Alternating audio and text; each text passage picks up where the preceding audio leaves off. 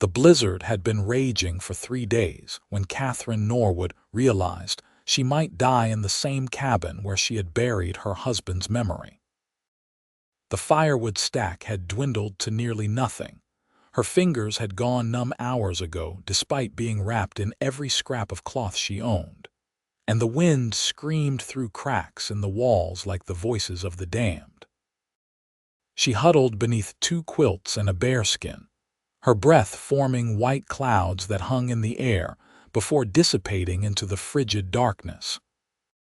The winter of 1878 in Bannack, Montana had proven crueler than anyone had predicted, and Katherine was paying the price for her stubborn insistence on remaining alone. She had not always been alone.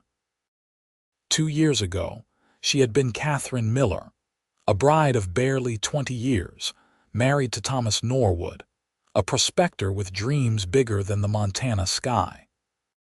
He had promised her a future built on gold and hope, and she had believed him because his smile could melt snow and his hands were always warm. But the mine had collapsed in the spring of 1877, taking Thomas and 4 other men into the earth's cold embrace. She had become a widow at 21, and the weight of that word had pressed down on her shoulders every day since. The other widows in Bannack had remarried within months. It was practical, they said. A woman alone could not survive in this harsh land. But Katherine had retreated to the cabin Thomas had built with his own hands, determined to prove them wrong.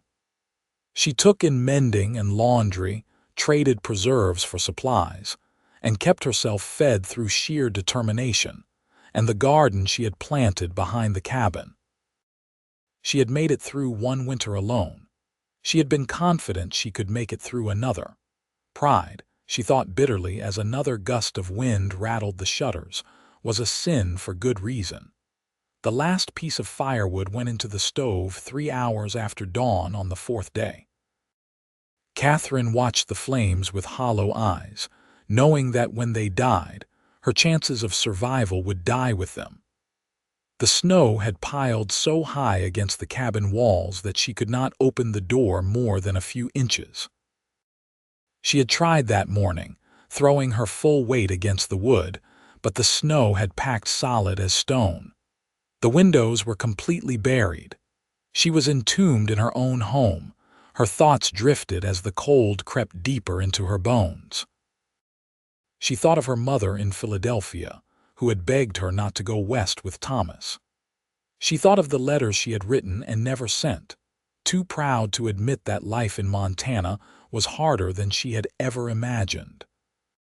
She thought of Thomas, and whether he was waiting for her somewhere beyond this frozen hell, or if death was simply darkness and silence. The fire guttered and died. Katherine pulled the quilts tighter and closed her eyes. She prayed, though she was not sure anyone was listening. She prayed for forgiveness for her pride, for peace, for warmth. She prayed that death would come quickly and not leave her lingering in agony. The cold wrapped around her like a vice, and she felt herself beginning to drift into a sleep that might be her last. She did not know how much time had passed when she heard the sound. At first, she thought it was the wind or perhaps a hallucination brought on by the cold. But the sound came again, rhythmic and purposeful, scraping, digging. Someone was moving the snow outside her cabin. Katherine tried to sit up, but her muscles would not obey. She managed to turn her head toward the door, her heart hammering weakly in her chest. Was it real? Or was her mind playing cruel tricks in her final moments? The scraping grew louder, closer. Then, with a tremendous crack, the door burst inward, and a wall of snow collapsed into the cabin along with a gust of frigid air.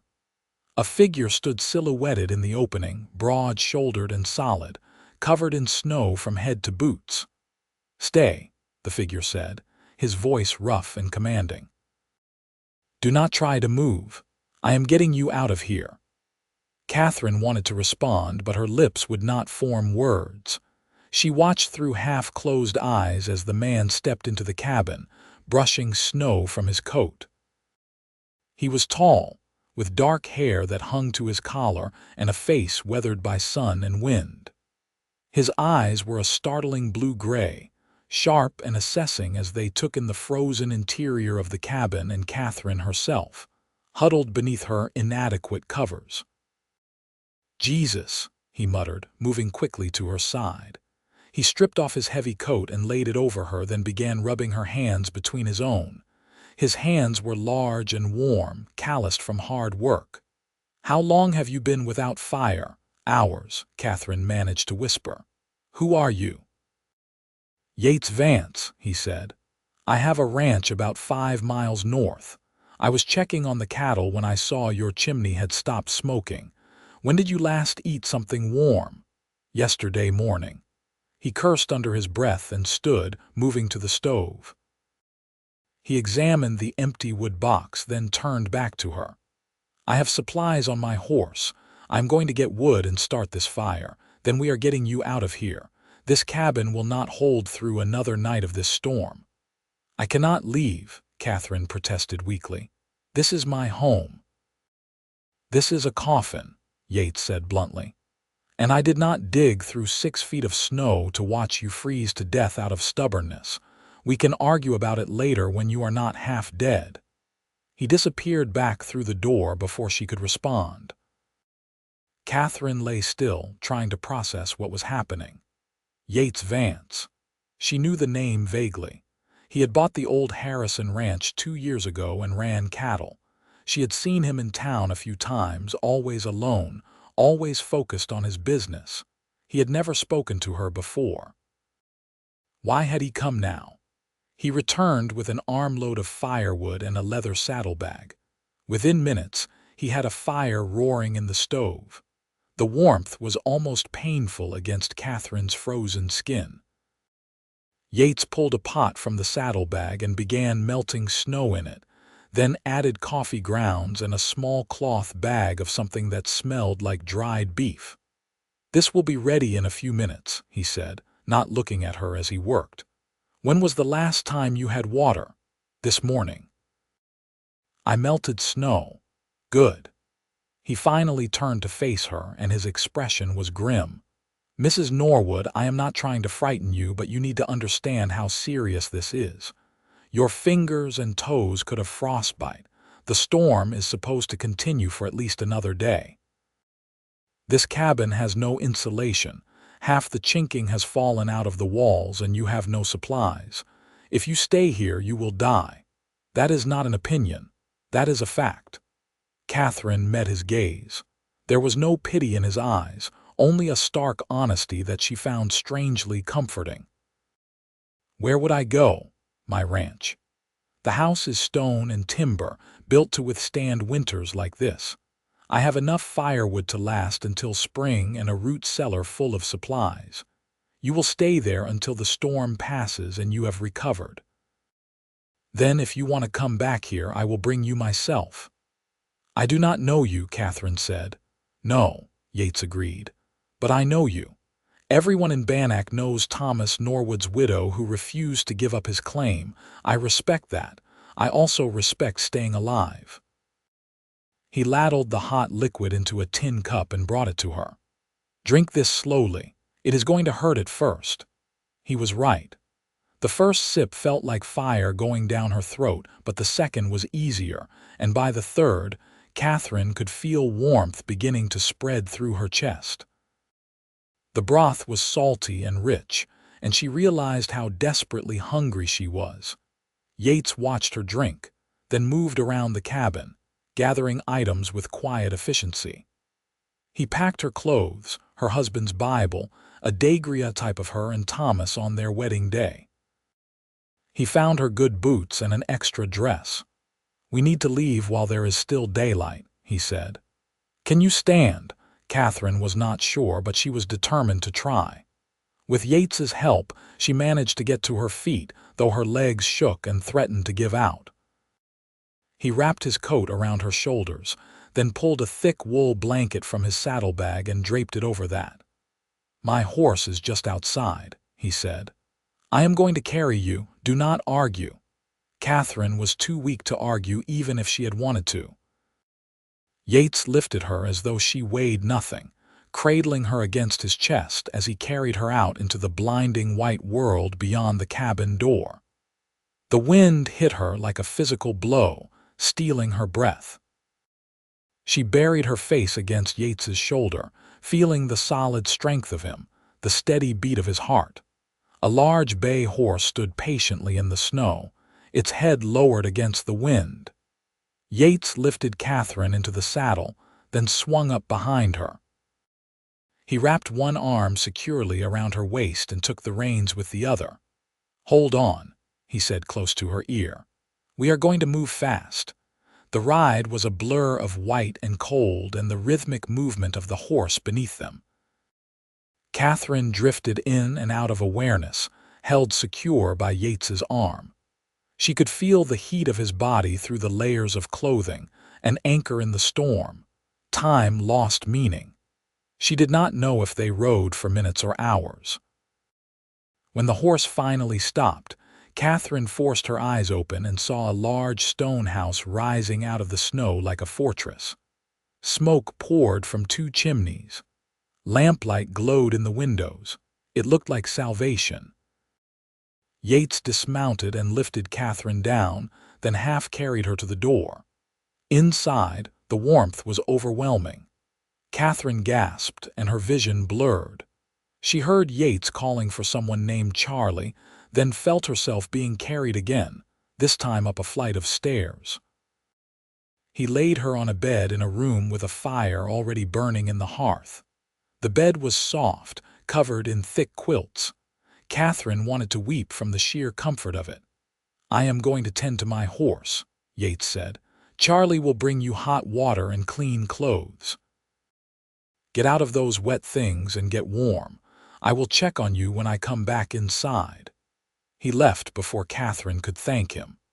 A moment later, an older Chinese man appeared with a basin of steaming water and a thick nightgown. He smiled kindly at her but said nothing, simply set the items on a table near the bed and left. Katherine's fingers fumbled with the buttons on her dress, still too cold to work properly. But she managed eventually to strip out of her frozen clothes and wash herself with the hot water. It felt like being reborn.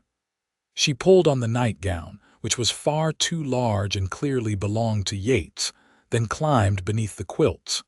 She was asleep before her head fully settled on the pillow. Katherine woke to the sound of wind howling outside and the crackle of fire in the hearth. For a moment she was disoriented, unsure where she was. Then memory returned. The cabin. The cold. Yates Vance breaking through the snow like some avenging angel. The room was dim, lit only by firelight. Katherine sat up slowly, testing her body. Her fingers and toes ached, but they had feeling in them. That was good. She looked around the room, taking in details she had missed before. It was simply furnished but well made. A wardrobe stood against one wall, a washstand against another. The bed was large, the quilt's hands stitched in intricate patterns. A knock sounded at the door. "Mrs. Norwood, are you awake?" Yates's voice. Katherine pulled the quilts up to her chin. "Yes, come in." He entered carrying a tray. He had changed clothes since the rescue, now wearing clean trousers and a work shirt with the sleeves rolled to his elbows. His hair was damp, as if he had recently washed. In the firelight, Katherine could see him more clearly than before. He was perhaps 30, with strong features and eyes that seemed to see too much. "I brought you food," he said, setting the tray on the table beside the bed. "Charlie made stew and biscuits. You need to eat." "Thank you," Katherine said, "for everything. You saved my life." Yates shrugged, looking uncomfortable with the gratitude. "Anyone would have done the same. But you were the one who came." He met her eyes and something passed between them, some recognition that Katherine could not name. "How are you feeling?" he asked. "Warm, alive." "That is more than I had any right to expect this morning."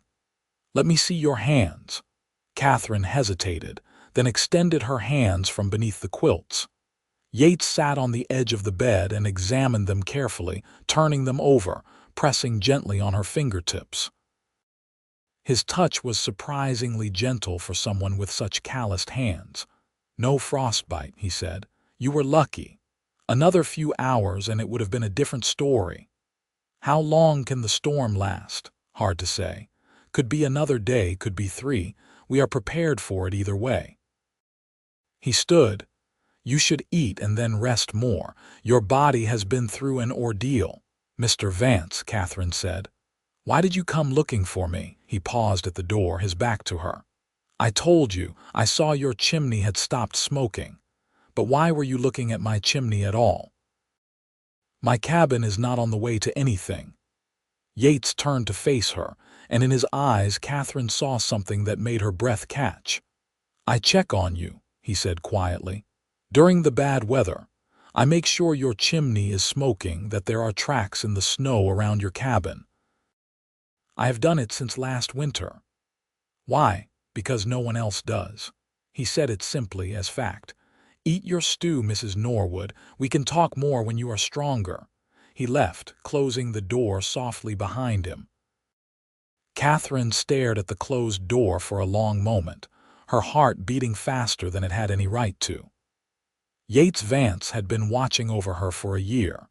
A stranger, a man she had never even spoken to until today, had been making sure she was safe. The knowledge settled over her like a blanket, warm and confusing. She turned her attention to the tray. The stew was thick with beef and vegetables, the biscuits light and buttered. Katherine ate slowly, savoring every bite. When had she last eaten something this good? She could not remember. By the time she finished, exhaustion was pulling at her again. She set the tray aside and burrowed back under the quilts, falling asleep to the sound of the storm and the warmth of the fire. The next time she woke, daylight filtered through the curtains. The storm still raged outside, but inside the room was warm and bright. Katherine felt stronger, more alert. She got out of bed carefully, testing her legs. They held. She moved to the window and pulled back the curtain. Snow fell so thickly she could barely see past the glass. The world was nothing but white. Katherine had lived through Montana winters before, but she had never seen anything like this.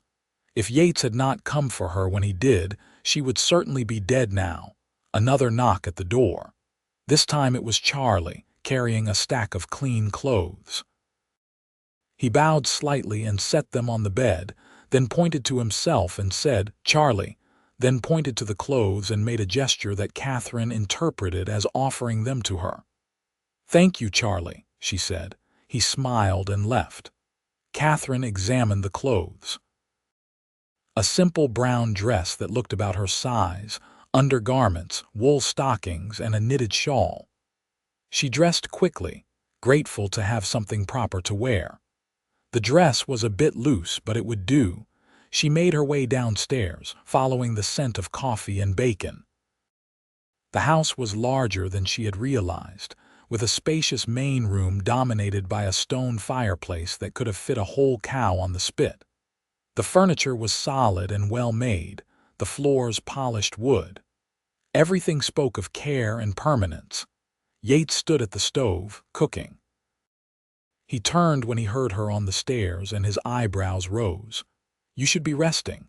"I have rested enough. I am not an invalid." A slight smile crossed his face there and gone in an instant. "No, I can see that. Sit. Breakfast is almost ready." Katherine sat at the large wooden table, watching as Yates plated bacon and eggs. Charlie appeared from somewhere and set out coffee and fresh bread. The two men moved around each other with the ease of long practice. "How long has Charlie been with you?" Katherine asked. 3 years, Yates said, setting a plate in front of her. "He worked on the railroad and decided he preferred ranch life. Best cook in Montana, and he has a way with horses that borders on magic." Charlie ducked his head modestly at the praise but looked pleased. They ate in comfortable silence. Katherine found herself studying Yates when she thought he was not looking. He moved with the efficiency of someone used to taking care of himself, but there was a gentleness in the way he handled things that surprised her. When he poured her coffee, he made sure the cup was filled exactly right. When he passed the bread, he made sure she had the softest piece. "The storm should break by tomorrow," Yates said, "but the snow will take days to melt, maybe longer. You are welcome to stay as long as you need. I cannot impose on your hospitality indefinitely. It is not an imposition." He met her eyes directly. "You nearly died, Mrs. Norwood. Give yourself time to recover before you start worrying about propriety. People will talk. People always talk. Usually they are wrong." He stood, carrying his plate to the wash basin. "I need to check on the cattle. Charlie will be here if you need anything. Make yourself at home." He pulled on a heavy coat and hat, then disappeared out the door into the white chaos beyond. Katherine watched him go, feeling something shift in her chest. What was it about this man that made her feel so unsettled? Charlie cleared the dishes, then gestured for Katherine to follow him. He led her to a room off the main living area that held shelves full of books. Katherine gasped. She had not seen so many books since leaving Philadelphia. Charlie smiled at her reaction and gestured that she was welcome to read whatever she liked. Katherine spent the day curled in a chair by the fire, reading. She had forgotten the pleasure of losing herself in a story, of letting words carry her somewhere beyond the harsh realities of survival. The storm raged outside, but inside she was warm and fed and safe. Yates returned as evening fell, covered in snow and ice. He stamped his boots at the door and hung his coat to dry. "The cattle are holding up well," he told Charlie. "We should not lose any if the weather breaks tomorrow as predicted." He noticed Katherine in the chair and paused, "Finding everything you need?" "Yes, thank you. Your library is impressive." My mother was a teacher. She believed books were the foundation of civilization. He moved to warm his hands by the fire. "Do you read much, Mrs. Norwood?" "Katherine, please. And yes, when I can. There was not much opportunity for it this past year. Too busy trying to survive," Yates said. "It was not a question." "Yes." He was quiet for a moment, then said, "You do not have to keep doing it alone, you know. Surviving." Katherine looked at him sharply. "I am not looking for a husband, if that is what you are suggesting." "I am not suggesting anything, just stating a fact." He straightened from the fire. "I am going to wash up. Charlie is making venison tonight." Dinner was another revelation. Charlie had somehow turned simple venison into something extraordinary, seasoned with herbs and served with roasted vegetables and fluffy bread. Katherine ate until she thought she might burst. "Tell me about your ranch," she said to Yates. "How did you come to Montana?" Yates leaned back in his chair, cradling his coffee cup. "I grew up in Texas. My family had a small ranch, but my father lost it to drought and bad debt. I worked cattle drives for years, saved every penny. When I heard about land opening up in Montana, I came north. That was 4 years ago. I bought the Harrison place and have been building it up since. It must be hard work, managing a ranch alone. Charlie helps more than you might think, and I hire extra hands during calving season and roundups. But yes, it is hard work. I do not mind. I know what I am building toward." "What is that?" He met her eyes across the table. "Something permanent, something that will last beyond me. My father lost everything because he had no foundation, no plan. I will not make the same mistake." Katherine understood that desire more than he knew. "Thomas had dreams like that," she said quietly. "He wanted to strike gold and build an empire. He was so certain it would happen. But you were not." It was not a question, but Katherine answered anyway. "I wanted a home, a garden. Children eventually. Thomas wanted glory. We loved each other, but we wanted different things. And now I just want to survive. Maybe that is not ambitious enough, but it is honest. Yates was quiet for a moment. Survival is not shameful, Katherine, it is brave. Staying in that cabin alone, trying to make it work despite everything, that took courage. But there is a difference between courage and martyrdom. His words hit her harder than she expected. Was that what she had been doing? Martyring herself to Thomas's memory, to her own stubborn pride. "I should help with the dishes," she said, standing abruptly. "Charlie has it," Yates said, but Katherine was already gathering plates.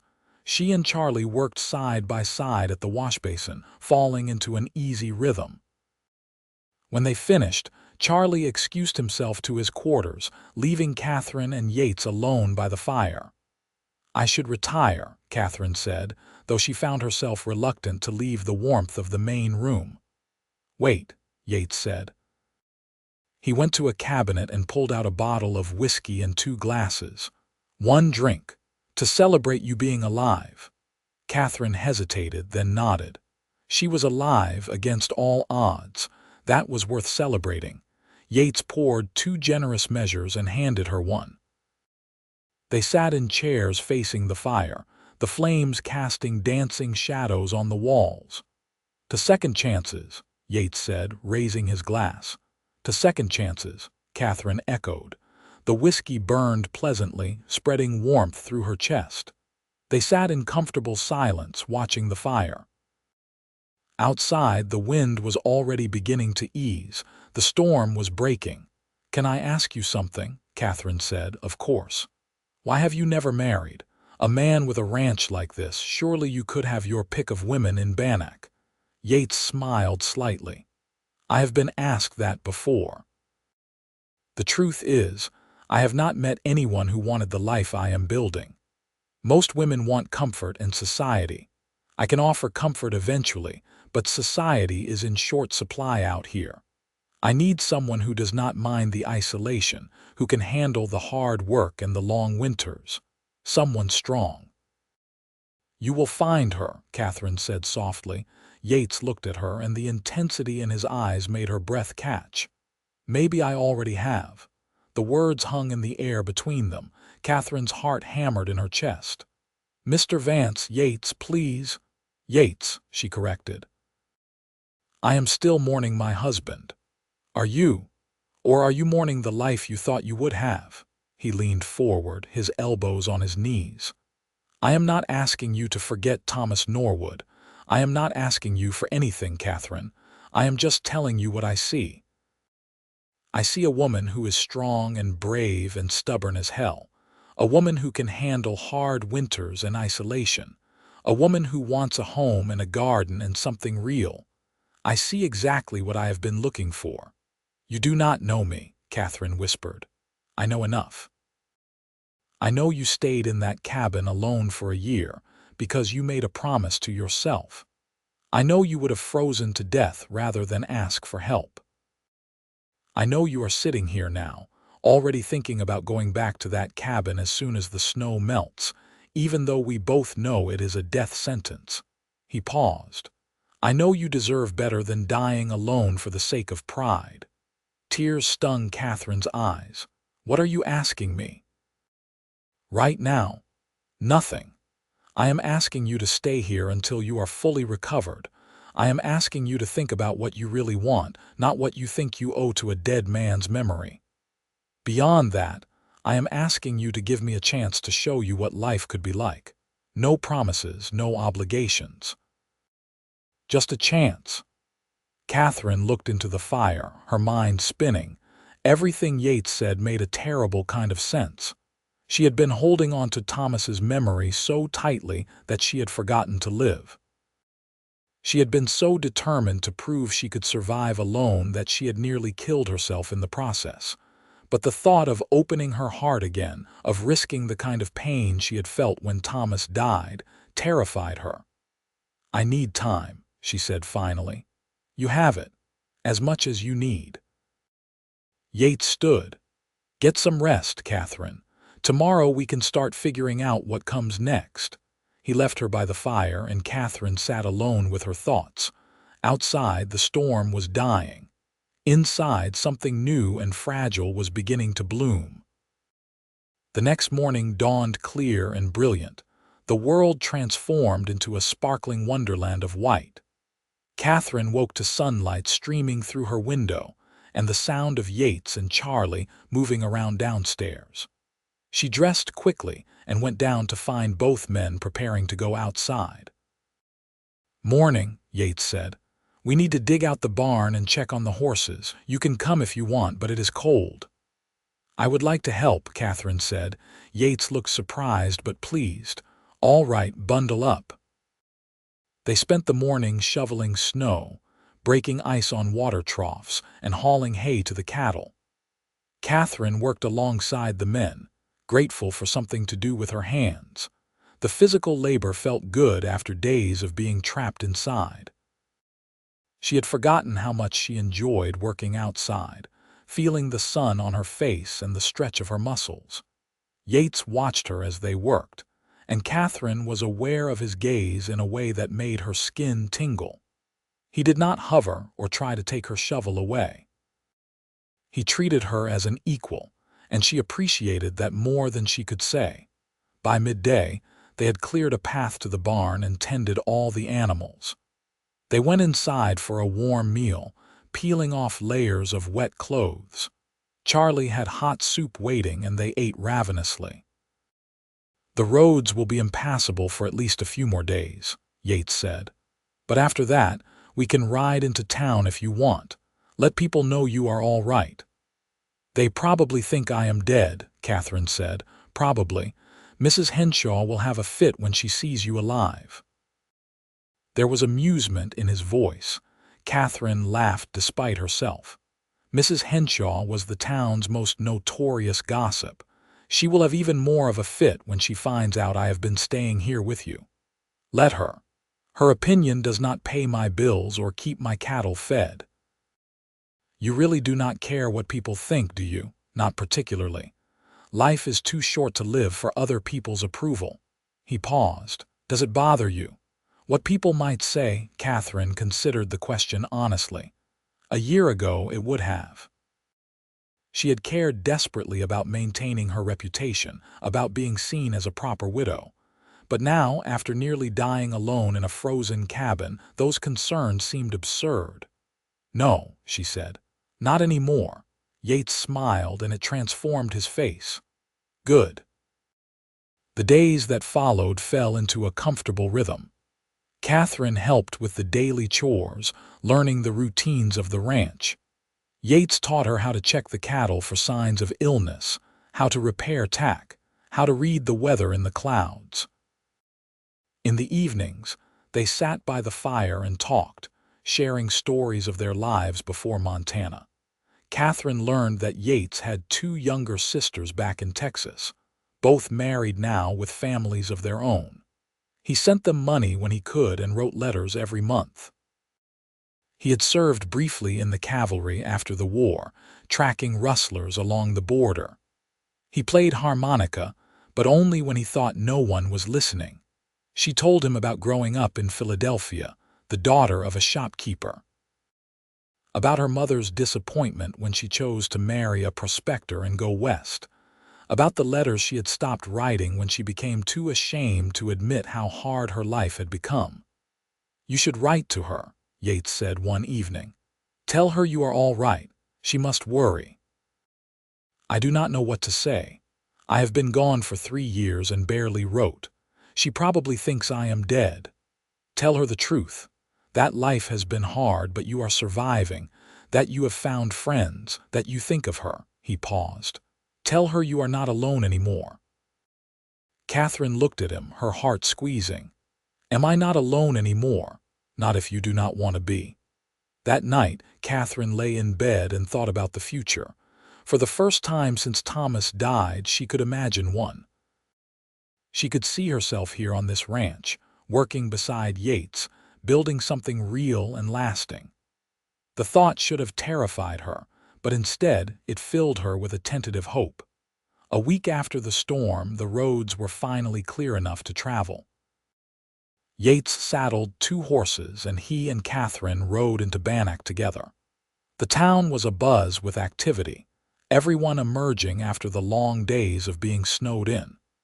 Heads turned as they rode down the main street together, and Katherine could feel the weight of curious stares.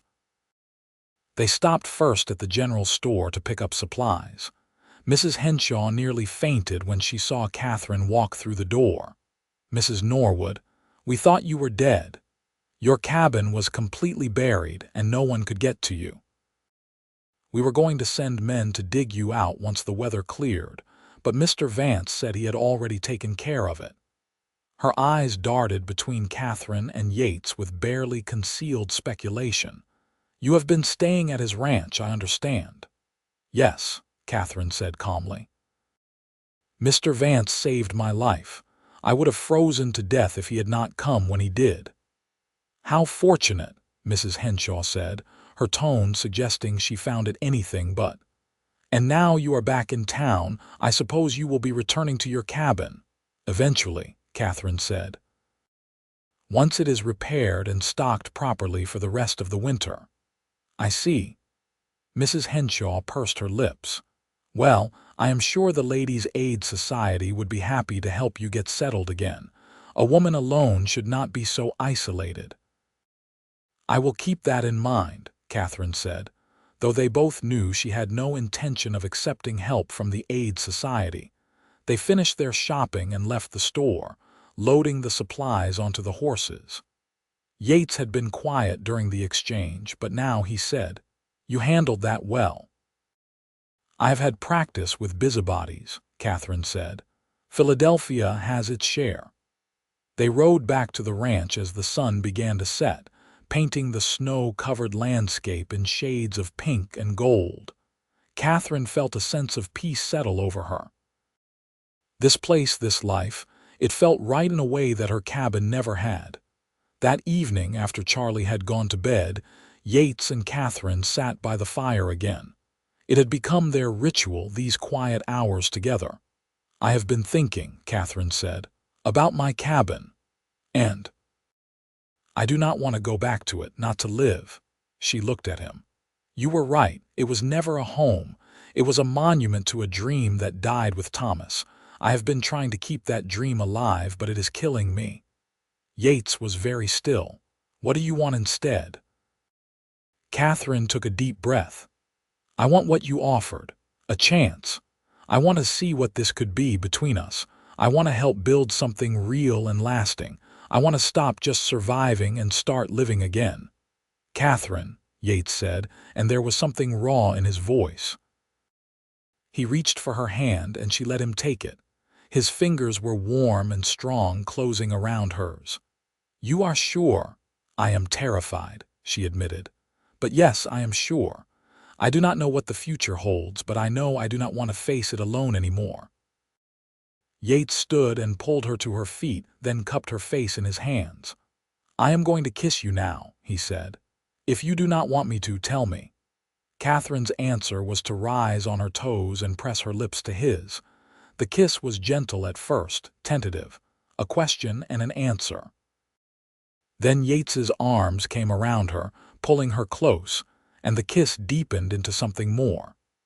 Katherine felt herself melting into him, her hands fisting in his shirt. It had been so long since she had been held like this, since she had felt wanted and safe and alive. When they finally broke apart, both breathing hard, Yates rested his forehead against hers. "Stay," he said again, just as he had that first day when he broke through the snow, but this time it was not a command. It was a plea. "Yes," Katherine whispered. "Yes, I will stay."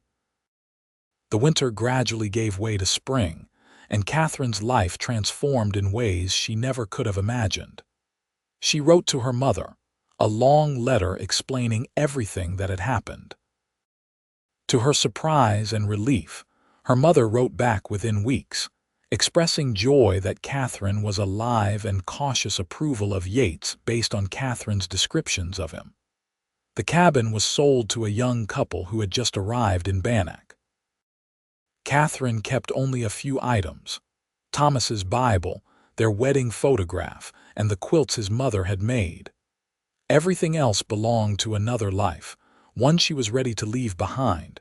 She and Yates were married in April, a simple ceremony attended by Charlie and a few people from town. Katherine wore a blue dress that Yates had ordered specially from the catalog, and she carried wildflowers that had just begun to bloom on the south side of the ranch house. When Yates said his vows, his voice was steady and sure, and Katherine felt her heart finally let go of the grief she had been carrying. Their wedding night was tender and sweet, Yates taking his time to learn her body, to show her with his hands and mouth and whispered words how much she meant to him. Katherine had feared that being with someone new would feel like a betrayal of Thomas, but instead, it felt like coming home. Yates was patient and attentive, making sure she felt safe and cherished. When she cried afterward, he held her close and understood that the tears were not from sadness but from relief and joy, and the overwhelming gratitude of being given a second chance at happiness. As spring turned to summer, Katherine threw herself into ranch life with enthusiasm. She expanded the garden, planting vegetables and herbs and a riot of flowers. She learned to ride well enough to help move cattle. She became friends with the wives of Yates's hired hands, hosting dinners and sharing recipes. The ranch house became a home, filled with her touches. Curtains she sewed herself, preserves lining the pantry shelves, books scattered on tables. Yates watched her bloom with quiet satisfaction. He told her one night as they lay in bed, her head on his chest, that she had brought life to the ranch in ways he had not known it was missing. Katherine smiled against his skin and said he had done the same for her. In September, Katherine realized she was pregnant. She told Yates over breakfast, watching nervously for his reaction. His face lit up with a joy so pure it took her breath away.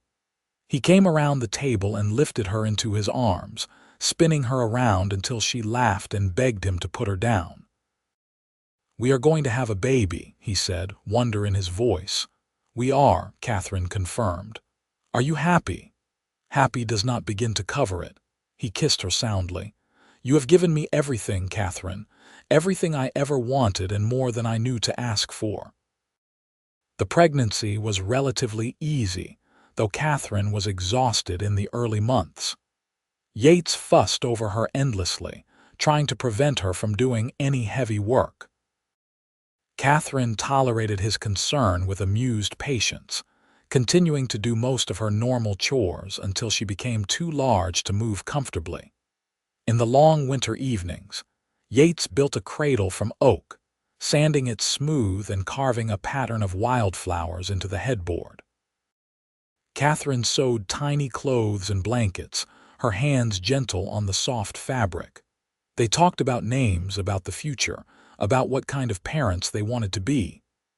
"I want our children to know they are loved," Katherine said. "I want them to feel safe and valued, no matter what. I want them to have the childhood I had, full of books and laughter." "They will," Yates promised. "We will make sure of it." The baby came in early March of 1879, during a late snowstorm that reminded Katherine eerily of the day Yates had saved her life. The midwife from town made it to the ranch just in time, and after 12 hours of labor, Katherine delivered a healthy baby boy with a powerful set of lungs and his father's blue-gray eyes. They named him William Thomas Vance, honoring both Yates's father and Katherine's first husband.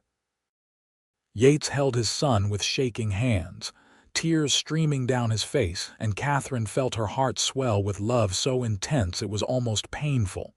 "Thank you," Yates whispered to her. "Thank you for him. Thank you for all of this."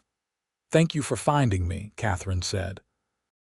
"For breaking through that snow wall, for not letting me die alone." "I will always find you," Yates said. "No matter what, I will always come for you." William was a happy baby, quick to smile and curious about everything. He thrived on the ranch, growing strong and healthy. When he was 6 months old, Katherine realized she was pregnant again. This time she was less shocked, though Yates was just as overjoyed. Their daughter, Grace Ellen Vance, was born in the spring of 1880, a calm, observant baby with dark hair like her mother. William adored his little sister from the moment he saw her, patting her head gently with his chubby hands. The ranch prospered. Yates's careful planning and hard work paid off, and they were able to hire more hands, expand the herd, and build additional structures. Catherine's garden became famous in the area, and she started selling her preserves and vegetables in town for extra income. On their third anniversary, Yates surprised Katherine with a trip to Helena. They left the children with Charlie, who had become as devoted to them as a grandfather, and spent 3 days in the city. Yates bought Katherine a beautiful cameo brooch and took her to a real restaurant where they ate steak and drank wine and danced to music played by actual musicians. "I never imagined I could be this happy," Katherine told him as they danced. "3 years ago, I was freezing to death in a cabin, convinced my life was over. Now I have you and the children and a home I love. It feels like a dream." "If it is a dream, I never want to wake up," Yates said, pulling her closer. "You are my world, Katherine, you and the children. Everything I do is for you." "I love you," Katherine said. "I do not think I say it enough, but I love you so much it scares me sometimes." "I love you too." "More than words can express." He kissed her forehead. "And you do not need to be scared. I am not going anywhere. We have the rest of our lives together." They returned to the ranch refreshed and reconnected, ready to face whatever the future held, and there was plenty to face. William started school in the small schoolhouse that had been built in Bannack, and Katherine volunteered to help teach reading. Grace grew into a spirited little girl who loved horses and had no fear of anything. Katherine and Yates had 2 more children, a son named James in 1882 and another daughter, Mary, in 1884. The ranch house expanded to accommodate the growing family. Yates added on rooms, built a bigger porch, installed a proper indoor pump so Katherine did not have to haul water from the well. Every improvement was made with Katherine's input, every decision a joint one.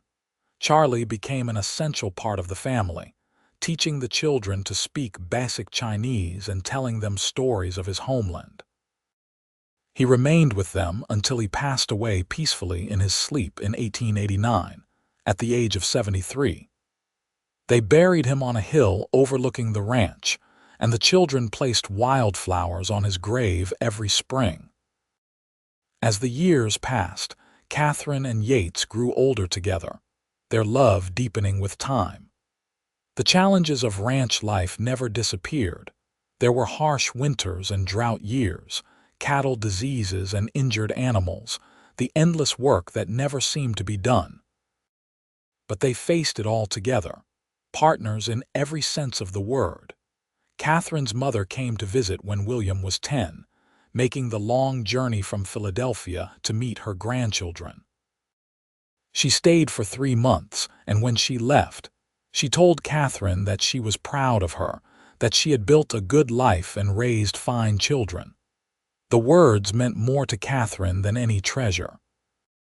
In 1890, Montana became a state, and Bannack began to decline as the gold played out and people moved to more prosperous areas. But the Vance Ranch remained strong, a testament to Yates's planning and the hard work of both of them. They were respected members of the community, known for their fairness and generosity. William grew into a young man much like his father, steady, hard-working, kind. He took over more and more of the ranch operations as Yates's joints began to ache with age. Grace married a young rancher from a neighboring spread and had children of her own. James became a veterinarian, studying in Helena before returning to set up practice in the area. Mary became a teacher, following in the footsteps of her grandmother Vance. Katherine and Yates watched their children grow and thrive with pride and satisfaction. On quiet evenings, they still sat by the fire together, now with grandchildren playing at their feet. They would hold hands and talk about the old days, about that first terrible winter when Yates had broken through the snow and changed both their lives forever. "You ever regret it?" Katherine asked him once, when they were both well into their 50s. Taking on a half-frozen widow with nothing to her name. Yates looked at her with those same blue-gray eyes, now crinkled at the corners with laugh lines. "Regret finding the love of my life. Regret building a family with the strongest woman I have ever known. Not for 1 second. You are the best decision I ever made." "I was not a decision," Katherine said, smiling. "I was forced on you by circumstance. Then I am grateful for the circumstance, and for the courage you showed in staying and giving us a chance." He squeezed her hand. "I meant what I said that first night, Katherine. You are exactly what I was looking for. You always were." They celebrated their 25th anniversary in 1904 with a large party that brought together family and friends from all over the territory. The ranch house was filled with laughter and music and the sound of children running through the rooms. Katherine looked around at everything they had built, everyone they loved, and felt a contentment so deep it brought tears to her eyes. "Happy?" Yates asked, coming up behind her and wrapping his arms around her waist. "Incredibly," Katherine said, leaning back against him. "I was just thinking about how different my life could have been, if you had not come that day, if I had been too stubborn to accept your help. If I had gone back to that cabin. But you did not. You chose to stay. You chose this life, chose me." He turned her to face him. "We chose each other and we built something beautiful." "We did," Katherine agreed.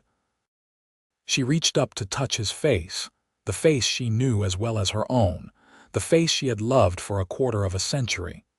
"And I would choose you again, every single time." They danced that night, surrounded by their children and grandchildren, moving slowly to music played on William's fiddle. Katherine rested her head on Yates's shoulder and thought about the journey that had brought them here. From a freezing cabin and a desperate rescue to this moment, filled with love and family and joy.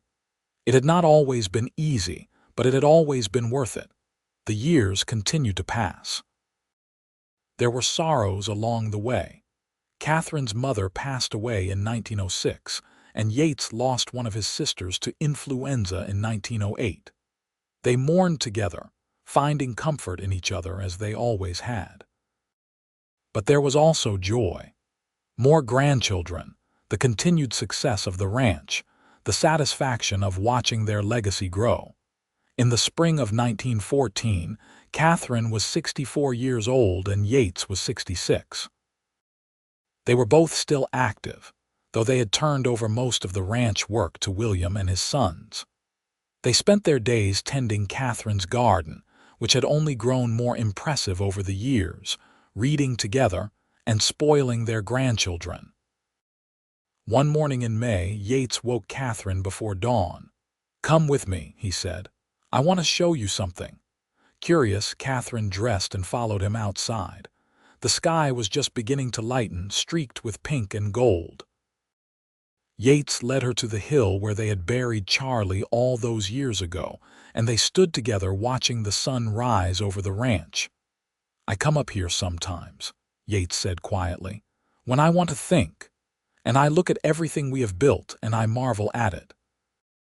This ranch, our family, the life we have made together, it is more than I ever dreamed possible." "We made it together," Katherine said. "Every bit of it, I know. That is what makes it so precious." He took her hand. "I do not know how much time we have left, Katherine. None of us do.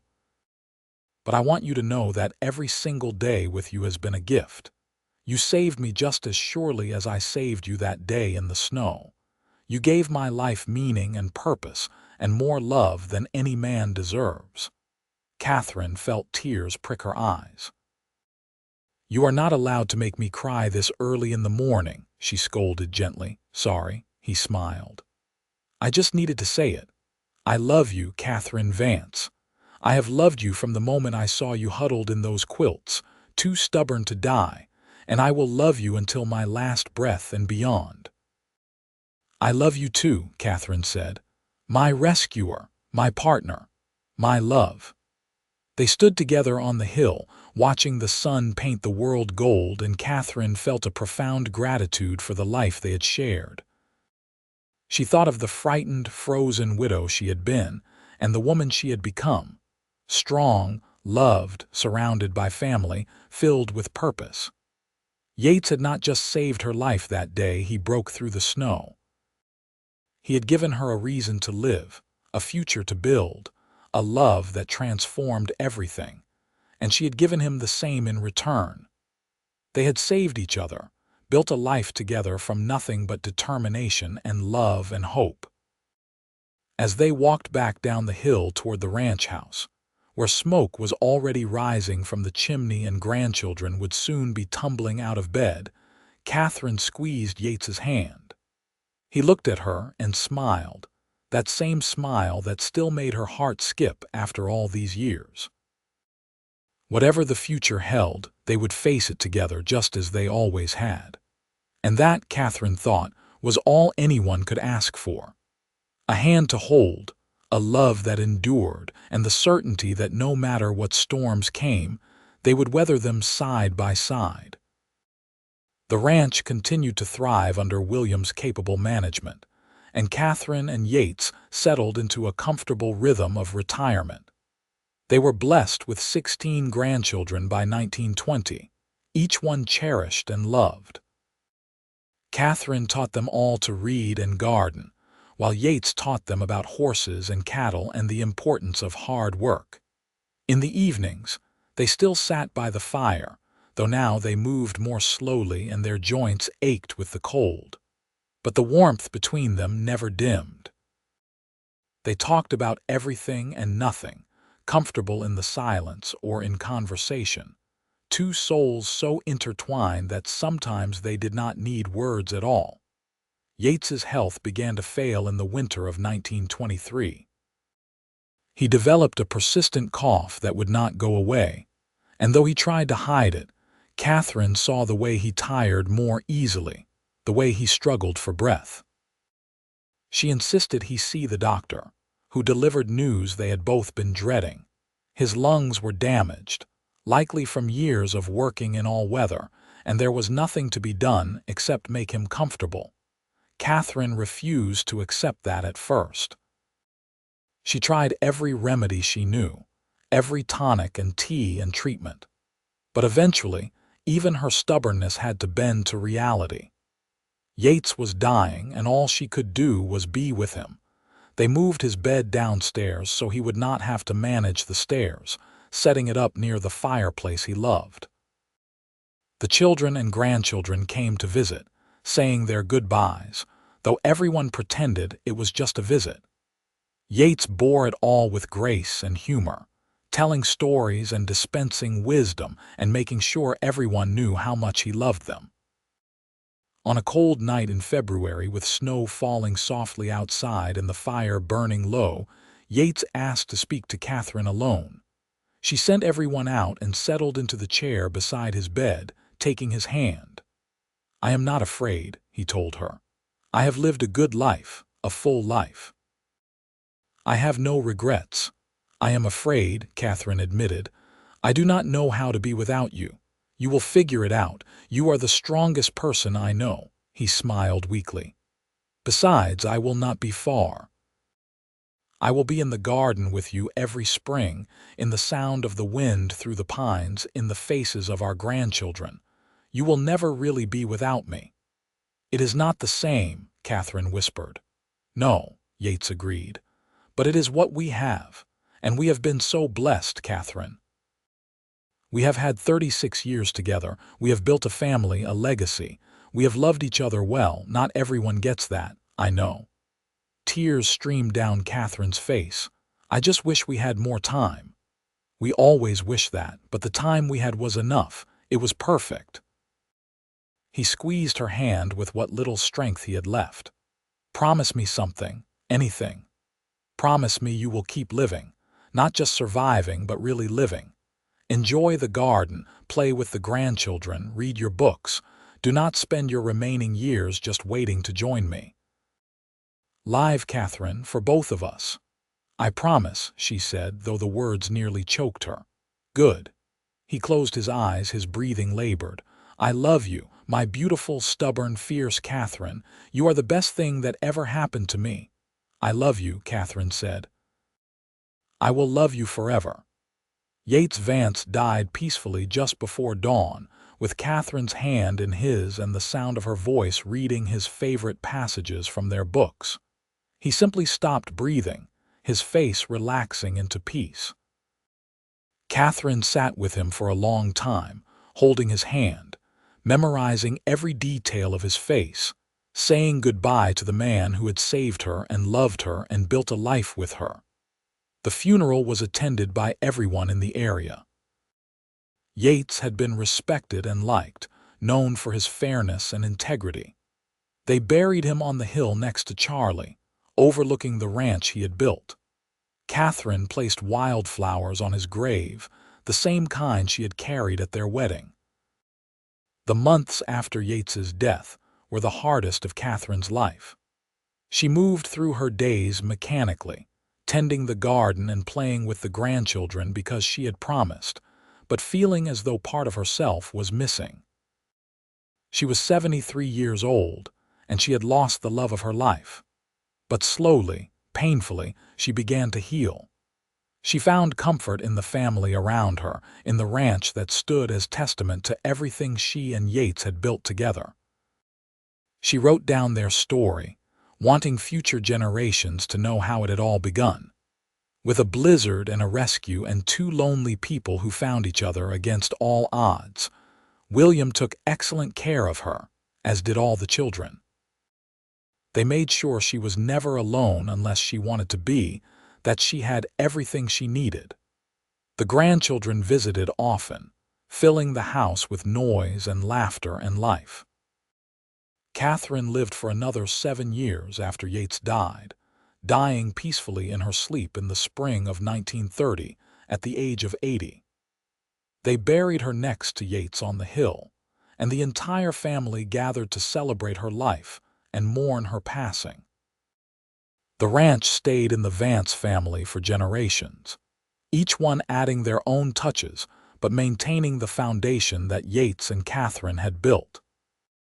The story of the widow who nearly froze and the cowboy who saved her became family legend, told and retold to children and grandchildren, a reminder of the power of love and the importance of second chances.